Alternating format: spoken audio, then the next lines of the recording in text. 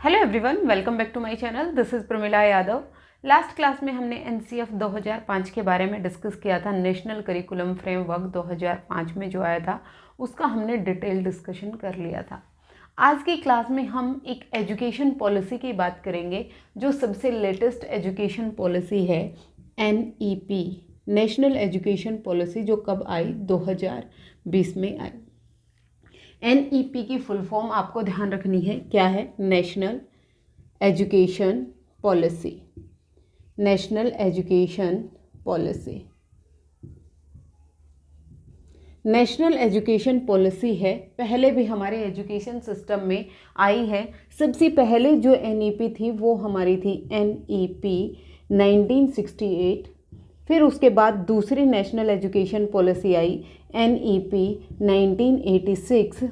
फिर इसके बाद उसको हम कई जगह आपको नेशनल एजुकेशन पॉलिसी भी देखने को मिलेगा, लेकिन वो क्या है था, प्रोग्राम ऑफ एक्शन था। ये हम अभी डिस्कस करेंगे क्या था, 1992। और जी 4th नंबर पर हमारी अभी क्या आई है, एनईपी 2020। देखिए, जब हमारा देश आज़ाद हुआ, आज़ाद होने के बाद पहली जो एजुकेशन पॉलिसी बनी वो 1968 में बनी और ये लगभग असफल ही रही थी, ये असफल ही रही थी। फिर उसके बाद 1986 में एजुकेशन पॉलिसी आई, उसमें बहुत अच्छी बातें कही गई, ये लगभग सफल ही मानते हैं। फिर उसके बाद जो हमारी एजुकेशन पॉलिसी 1986 चल रही थी उसमें रिव्यू किया गया, उसमें रिफॉर्म करने के लिए उसे क्या किया गया था, रिव्यू किया गया था प्रोग्राम ऑफ एक्शन में। और यहीं पर लर्निंग विदाउट बर्डन की बात हुई थी। किसकी बात हुई थी? लर्निंग विदाउट बर्डन, बिना बोझ की शिक्षा। और ये जो रिपोर्ट सबमिट की थी वो किसने की थी? प्रोफेसर यशपाल ने की थी। एनसीएफ 2005 का जो डॉक्यूमेंट तैयार हुआ था उसकी अध्यक्षता भी किसने की थी? प्रोफेसर यशपाल ने की थी। ये हम लास्ट क्लास में डिटेल में डिस्कस कर चुके हैं। अब एनईपी 2020 आई है। एनईपी 2020 ये कौन सी? वैसे तो 3rd एजुकेशन पॉलिसी है और इसकी अध्यक्षता किसने की है? डॉक्टर कस्तूरी नंदन। डॉक्टर कस्तूरी नंदन, डॉक्टर कस्तूरी नंदन है, ये ISRO के अध्यक्ष हैं और इनको पद्म भूषण से नवाजा जा चुका है। डॉक्टर कस्तूरी नंदन की अध्यक्षता में एक कमेटी बनाई गई और ये कमेटी है, ये 2017 में बनाई गई थी। 2017 में एक कमेटी बनाई, उस कमेटी से रिपोर्ट मानी गई और इसने जो अपनी रिपोर्ट है वो सबमिट की 31 मई 2019 को। उन्होंने अपनी रिपोर्ट सबमिट कर दी कि जो हमारा एजुकेशन सिस्टम है उसमें क्या क्या रिफॉर्म्स होने चाहिए, क्या क्या चेंजेस होने चाहिए। और फिर उसके बाद जो हमारी एजुकेशन पॉलिसी है वो पूरे देश भर में कब लागू हो गई? 29 जुलाई 2020 को पूरे देश भर में जो हमारी नेशनल एजुकेशन पॉलिसी 2020 है वो लागू हो गई। तो जो हमारी एजुकेशन पॉलिसी एनईपी 2020 आई, इसका अध्यक्ष आपसे पूछा जा सकता है। इसके अध्यक्ष कौन रहे? डॉक्टर कस्तूरी नंदन रहे, जो ISRO, Indian space research organisation के अध्यक्ष रहे हैं और इनको पद्म भूषण से नवाजा जा चुका है। अब इन्होंने अपनी जो रिपोर्ट सबमिट की उसमें किस किस तरह की चेंजेस की बात की वो हम आज डिटेल में डिस्कस करने वाले हैं। डॉक्टर कस्तूरी नंदन जब लास्ट वाली एनईपी, अगर आपसे ये कोई पूछ ले कि जो एनईपी 2020 आई है इसका बेस क्या है, इसका बेस है क्या 1986 वाली हमारी एनईपी और प्रोग्राम ऑफ एक्शन 1992। इन्होंने जब इसका रिव्यू किया तो इन्होंने 5 कमियां पाई और उन्हीं 5 कमियों को इन्होंने इस एजुकेशन पॉलिसी का आधार स्तंभ कह दिया, स्पेशल फीचर्स कह दिए। सबसे पहली प्रॉब्लम थी एक्सेस। एक्सेस का मतलब क्या है? पहुंच। फिर दूसरा था इक्विटी, दूसरा क्या है? इक्विटी। 3rd है अफोर्डेबिलिटी। अफोर्डेबिलिटी के बाद 4th है क्वालिटी एंड 5th है अकाउंटेबिलिटी। ये 5 आधार स्तंभ हैं एनईपी 2020 के, आपको जरूर से याद रखने। एक्सेस का मतलब क्या हो गया? पहुंच हो गया।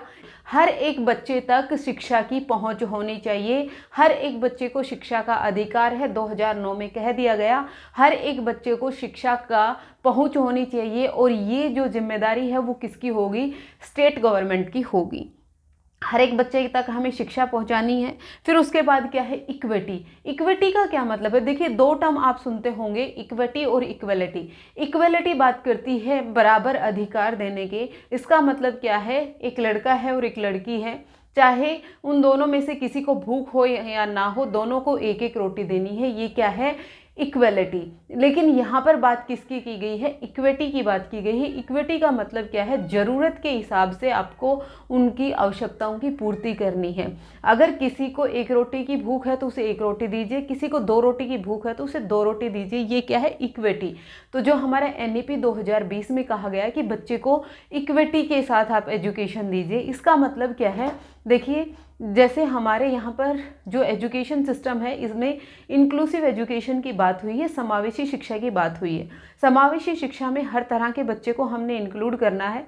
वहाँ पर सामान्य बच्चे भी होंगे, वहाँ पर डिसएडवांटेज्ड बच्चे भी होंगे।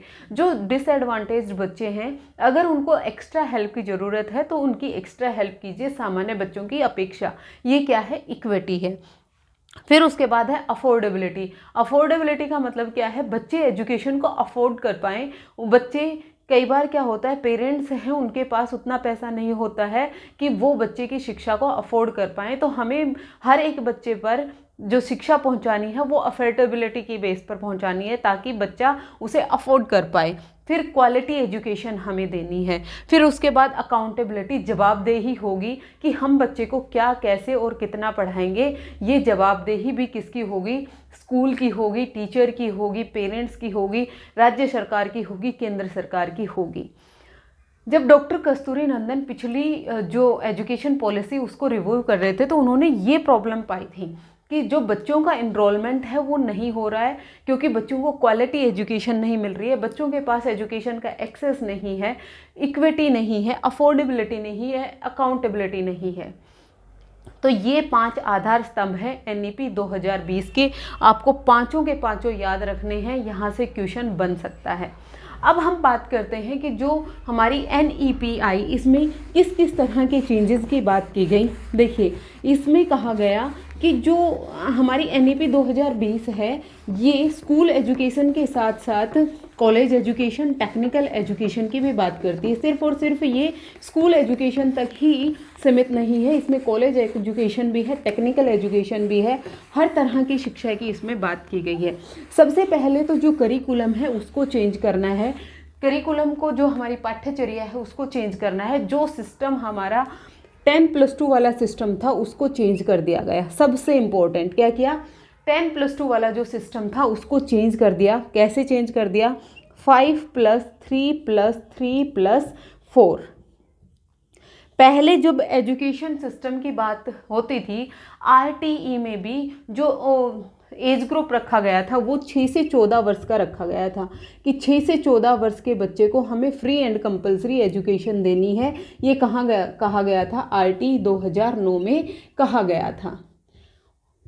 ठीक है, यहाँ पर बच्चे जब 12 साल की एजुकेशन ले रहे थे तो यहाँ पर जो एज ग्रुप था वो कितना था? 6 से 18 वर्ष तक का एज ग्रुप था।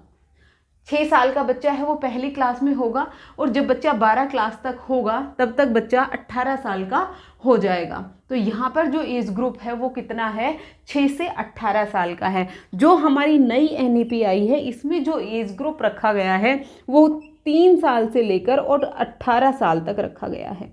सबसे पहला चेंज, पहले जो एज ग्रुप था वो कितना था? 6 से 18 वर्ष था। अब जो एज ग्रुप रखा गया है वो 3 से 18 वर्ष तक का रखा गया है, मतलब 3 साल यहाँ पर बढ़ा दी गई हैं। अब ये जो 3 साल बढ़ी हैं इसको क्या बोला गया है? ECCE, early childhood care education. Early childhood care education इस 5 साल में शामिल है। अभी हम ये चार्ट पढ़ने वाले हैं। देखिए क्या है? 5, फिर 3, फिर 3 और फिर 4। अब ये जो 5 है, 5 वर्ष का ये जो है, ये 5 वर्ष कौन सी हैं? 3 साल से लेकर और 8 साल तक। 3 से 8 वर्ष में ये 5 साल आएंगी और इन 5 साल को अगेन 2 पार्ट्स में स्प्लिट कर रखा है। कौन कौन से? ये 3 से 6 और ये कितने हो जाएंगे हमारे 6 से 8। अब ये जो 3 से 6 और 6 से 8 वाला बच्चा है, इसको क्या बोला गया है? फाउंडेशनल स्टेज बोली गई है। पहली स्टेज कौन सी है हमारी? Foundational stage, DATIONAL, foundational stage. Foundational stage है, ये कितने साल की होगी? 5 साल की होगी। इसमें जो बच्चे हैं वो कौन से होंगे? 3 से 8 साल के बच्चे होंगे और इसको 2 पार्ट में डिवाइड किया, 3 से 6 और 6 से 8। जो 3 से 6 वाले बच्चे हैं ये कौन सी क्लासेस होंगे? ये होगी नर्सरी, LKG और UKG, ये 3 क्लासेस होंगी। और जो 6 से 8 है ये कक्षा क्लास फर्स्ट और क्लास सेकंड, क्लास फर्स्ट और क्लास सेकंड।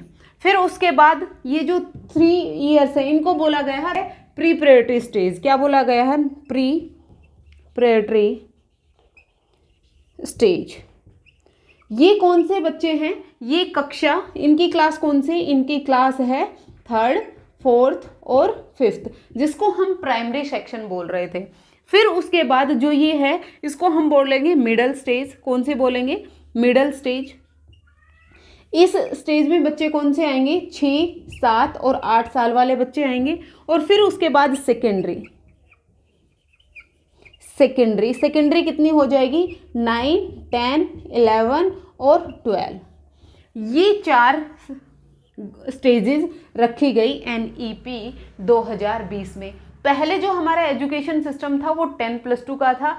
अब कौन सा है? 5+3+3+3 5+3+3+4। ये आपको जरूर से याद रखना है, आपसे यहाँ से डायरेक्ट क्वेश्चन पूछा जा सकता है। पहली 5 साल हैं, जब 3 से 8 साल का बच्चा होगा तब उसको क्या बोला गया? फाउंडेशन स्टेज बोला गया। ये जो 3 साल है ये कौन सी है? 8 से 11 वर्ष वाला बच्चे को क्या बोला गया? Preparatory stage. और फिर 11 से 14 वर्ष के बच्चे को मिडिल स्कूल में भेजा गया। और ये 14 से 18 वर्ष तक का जो उम्र होगी उसको क्या बोला गया? सेकेंडरी स्टेज बोला गया। ये 4 स्टेजेस की बात की है NEP 2020 में, आपको याद रखना है। जो ये बच्चे हैं पहली स्टेज वाले जो बच्चे हैं, फाउंडेशन स्टेज की उम्र 3 से 6 साल वाले बच्चे हैं, इनके लिए जो आंगनबाड़ी है, आंगनबाड़ी में पढ़ सकते हैं ये बच्चे, आंगनबाड़ी में पढ़ेंगे। फिर इसके अलावा प्रिपरेटरी स्कूल जो होते हैं जिनको हम प्री स्कूल बोलते हैं, जिनको हम क्या बोलते हैं? प्री स्कूल बोलते हैं, जिनको बाल वाटिका बोला जाता है, बाल वाटिका। इन बच्चों को फॉर्मल स्कूलिंग की ज़रूरत नहीं होती है। इन्हीं बच्चों के लिए ये जो ECCE बनाया गया है, ECCE की फुल फॉर्म आपसे पूछी जा सकती है। ECCE क्या है? Early childhood care education. ये 3 से 6 साल वाले बच्चों के लिए है। ये बच्चे कहाँ पर पढ़ेंगे? आंगनबाड़ी में पढ़ेंगे, प्री स्कूल में पढ़ेंगे और बाल वाटिका में पढ़ेंगे। इन बच्चों के लिए स्कूल बैग है वो अनिवार्य नहीं है। इन बच्चों को सिखाने के लिए आप एक्टिविटी बेस्ड लर्निंग करवाएंगे। बच्चे स्कूल में अगर बैग नहीं लेके जाएं तो भी कोई ज़रूरत नहीं है, क्योंकि लर्निंग विदाउट बर्डन करवानी है, बच्चे को बिना बोझ के शिक्षा देनी है। फिर इसके बाद हम बात करें कि जो NEP 2020 है ये 3 से 18 साल के बच्चे की बात करते हैं। और ये कहते हैं कि चाहे वो प्राइमरी स्कूल हो चाहे वो सेकेंडरी स्कूल हो, यहाँ पर हमें 100% इनरोलमेंट करवाना है। हर एक बच्चे का यहाँ पर इनरोलमेंट होना चाहिए। तो सिर्फ और सिर्फ प्राइमरी सेक्शन में ही नहीं, सेकेंडरी सेक्शन में भी 100% बच्चे का इनरोलमेंट होना चाहिए। जो 2 करोड़ बच्चे ड्रॉप आउट कर चुके हैं उन सभी बच्चों को वापस से स्कूल में लाना है, वापस से उनका एडमिशन कराना है और उनको एजुकेशन देनी है। ये मेन एम है NEP 2020 का। ये कहते हैं कि सिर्फ और सिर्फ हमें बच्चे को निःशुल्क और अनिवार्य शिक्षा नहीं देनी है। जब तक बच्चा 18 वर्ष का हो जाएगा तब तक बच्चे को आपको क्वालिटी एजुकेशन देनी है, उसे स्कूल में रिटेन करके रखना है। फिर उसके बाद जो NEP है, FLN की बात की गई, आपसे FLN की फुल फॉर्म पूछी जा सकती है। FLN क्या है? बात करते हैं FLN की। FLN क्या है? पहले तो आपको FLN की फुल फॉर्म पता होनी चाहिए। Foundational literacy literacy and numeracy. Foundational literacy and numeracy, इसका मतलब क्या है? मूलभूत साक्षरता और संख्या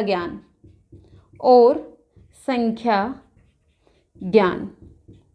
मूलभूत साक्षरता और संख्या ज्ञान है, ये कौन सी एज ग्रुप के बच्चों के लिए रखा गया है? ये 3 से 8 वर्ष वाले बच्चे, मतलब फाउंडेशनल स्टेज वाले बच्चे। बच्चा नर्सरी में होगा, एलकेजी में होगा, यूकेजी में होगा, फर्स्ट और सेकंड क्लास। जब बच्चा सेकंड क्लास में है तब तक बच्चे को आप इतना ज्ञान दे दीजिए, इतना सिखा दीजिए कि बच्चा किसी भी चीज़ को पढ़कर उसका मीनिंग समझ पाए, रीडिंग राइटिंग कर पाए, और जो सिंपल मैथमेटिकल कैलकुलेशन है, ऐड करना है, जोड़ना है, घटाना है, गुणा करना है, ये बच्चा कर पाए। जितना उसे डेली लाइफ में सर्वाइव करने के लिए पढ़ना लिखना अक्षर ज्ञान जरूरी है, उतना सेकंड क्लास में आते आते बच्चे को हो जाना चाहिए। जो हमारी एनईपी 2020 है वो अर्ली चाइल्डहुड एजुकेशन पर बहुत ज़्यादा फोकस कर रही है, क्योंकि ये हमने पहले भी सुना होगा कि 6 वर्ष तक आते आते बच्चे का जो दिमाग है वो लगभग डेवलप हो जाता है। तो जो 3 से 6 साल तक के बच्चे हैं उनका हमें स्पेशल ध्यान रखना है। पहले 3 साल को बच्चे कहाँ पढ़ेंगे? वो बाल वाटिका में पढ़ेंगे, प्री स्कूल में पढ़ेंगे, या फिर आंगनबाड़ी में पढ़ेंगे। बच्चों पर आप शिक्षा का बोझ नहीं देंगे। बच्चे बिना बोझ के शिक्षा प्राप्त करें, बिना बैग के भी वो स्कूल जा सकते हैं। दूसरा इसमें कहा गया कि जब बच्चा 6th क्लास में होता है तभी आप बच्चे को स्किल की ट्रेनिंग देंगे। आप बच्चे में कौशल डेवलप करेंगे। क्या डेवलप करेंगे? कोई भी कौशल डेवलप करेंगे। जैसे महात्मा गांधी ने वर्धा में जो एजुकेशन सम्मेलन हुआ था तब उन्होंने हस्त शिक्षा की बात की थी कि बच्चे को हस्तकला सिखाइए, हाथ से कुछ बनाना सिखाइए, बच्चे को वोकेशनल ट्रेनिंग दीजिए। अब बच्चे को जो वोकेशनल ट्रेनिंग मिलेगी वो कब से बनेगी? कक्षा 6 में। जब बच्चा क्लास 6 में आ गया तभी से आप बच्चे को जो वोकेशनल ट्रेनिंग है वो देना शुरू कर दें। फिर उसके बाद जब बच्चा क्लास 9 में आ जाता है, यहाँ पर बच्चा मैथ, साइंस, कॉमर्स, आर्ट्स के कोई भी सब्जेक्ट है वो सिलेक्ट कर सकता है। पहले जब हम पढ़ते थे तब 11th क्लास में आप कोई भी एक स्ट्रीम है वो चूज करना होता था। यहाँ पर 9th कक्षा में ही बच्चे अपने इंटरेस्ट के जो सब्जेक्ट हैं वो सिलेक्ट कर सकता है। और ये यहाँ पर एक स्ट्रिक्ट बाउंड्री नहीं होगी कि साइंस का बच्चा है वो आर्ट्स नहीं पढ़ सकता, आर्ट्स का बच्चा है वो कॉमर्स नहीं पढ़ सकता। जो भी बच्चे के इंटरेस्ट के सब्जेक्ट हैं बच्चा उनको लेकर पढ़ सकता है। 9वीं कक्षा में ही आप बच्चे को जो उसके इंटरेस्ट के सब्जेक्ट चुनने का अधिकार होगा। फिर उसके बाद लैंग्वेज की बात की गई, भाषा की बात की गई। सबसे ज़्यादा इम्पोर्टेंट भाषा की बात क्या की गई कि बच्चे को कैसे सिखाना है, उसकी मदर टंग में सिखाना है, उसकी मातृभाषा में सिखाना है। कम से कम कक्षा 5वीं तक, क्लास 5th तक की जो एजुकेशन दी जाएगी बच्चे को वो मदर टंग में दी जाएगी। आप बच्चे पर कोई भी फॉरेन लैंग्वेज हैं वो थोपेंगे नहीं कि आपको जो इंस्ट्रक्शन है वो सिर्फ और सिर्फ इंग्लिश मीडियम में दिया जाएगा। ये एनईपी 2020 में कहा गया, लेकिन ये अभी भी लागू नहीं हुआ है। बच्चों के साथ सीखने में प्रॉब्लम क्या है? बच्चे इंग्लिश को समझ ही नहीं पाते हैं।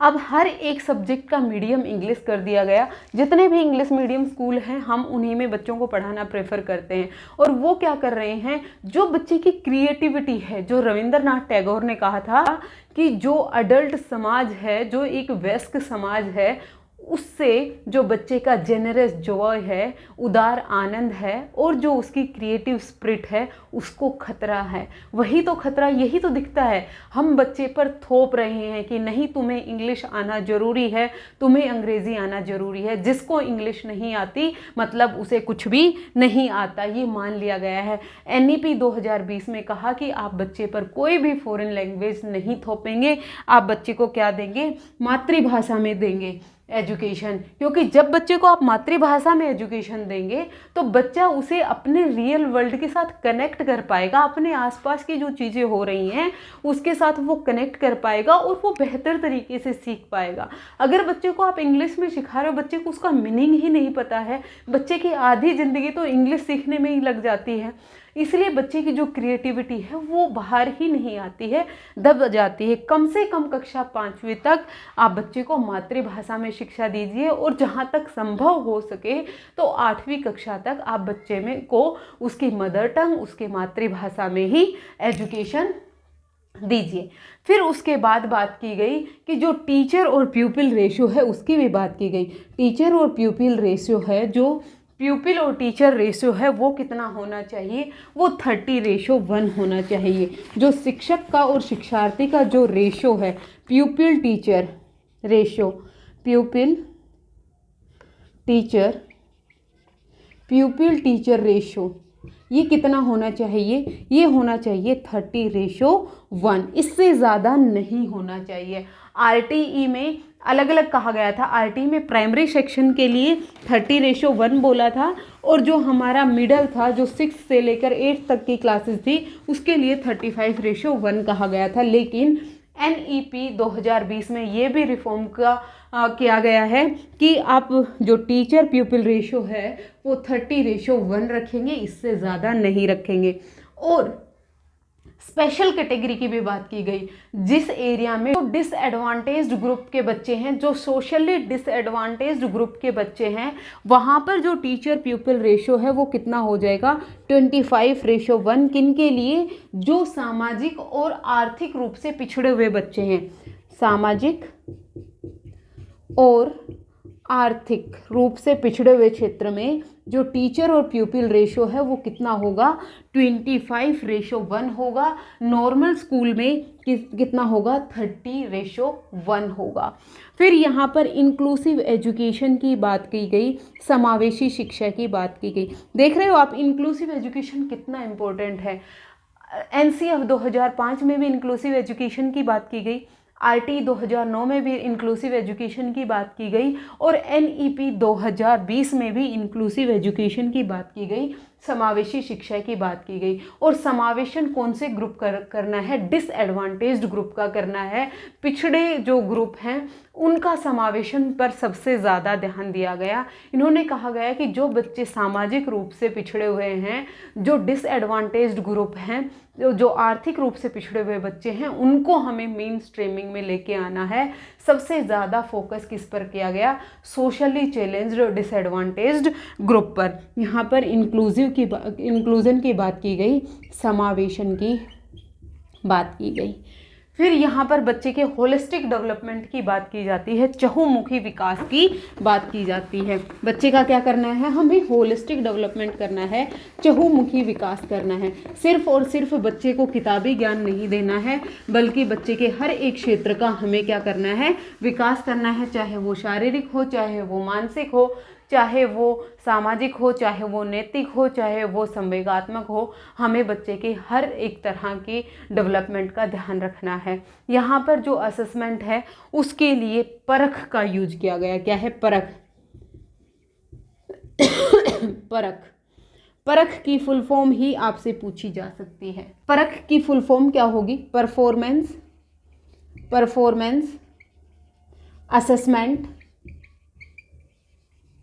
assessment and review, analysis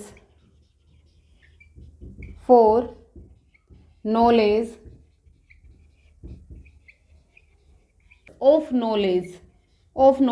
for holistic development।